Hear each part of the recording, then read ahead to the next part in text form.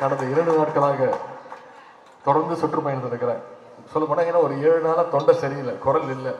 மருத்துவர்கள் சொன்ன முதல் வார்த்தை ஒரு 3-4 நாட்களுக்கு பேசாமல் இருக்கணும் அப்படின்னு. என்னால் பேசாமல் இருக்க முடியாதுங்க, தொடர்ந்து கூட்டங்களுக்கு போயிட்டு இருக்கிறேன். பேசாமல் போனால் அவங்க கோச்சிப்பாங்க, மக்கள் கோச்சிப்பாங்க. அவங்க அந்த பேச்சை கேட்கறதுக்கு தான் வந்திருக்கிறாங்க, பார்க்கறதுக்கு வரல, பேச கேட்கறதுக்காக வந்திருக்கிறாங்க. எனவே பேசாமல் இருக்கிறது ரொம்ப கஷ்டம் அப்படின்னு சொல்லி குரல் எப்படி இருந்தாலும் பரவாயில்ல அப்படின்னு தொடர்ந்து பேசிக்கிட்டு இருக்கிறேன்.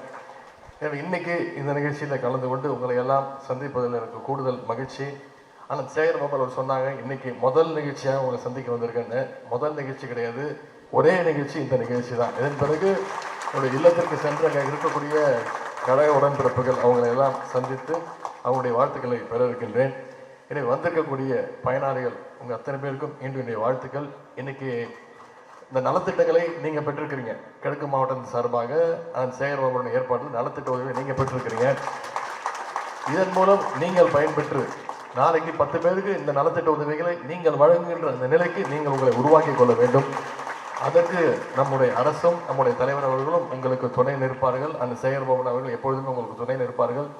இதே எழுச்சி, இதே உணர்வோடு அடுத்த 4 மாதங்கள் 5 மாதங்கள் காலத்தில் வேலை பார்த்து அனைவரும் இந்த SIR திட்டங்கள் போயிட்டு இருக்குது, இந்த தேர்தல் ஸ்பெஷல் இன்டென்சிவ் வெரிஃபிகேஷன் திட்டங்கள் போயிட்டு இருக்கிறது.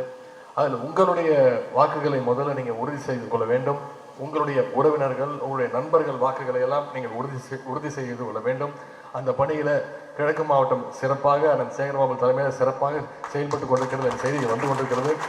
இருந்தாலும் 4 மாத காலம் மிக மிக முக்கியமான காலம். நம்முடைய டார்கெட் தலைவர் சொன்னது போல வெல்வோம் 200 படைப்போம் வரலாறு என்பதுதான்.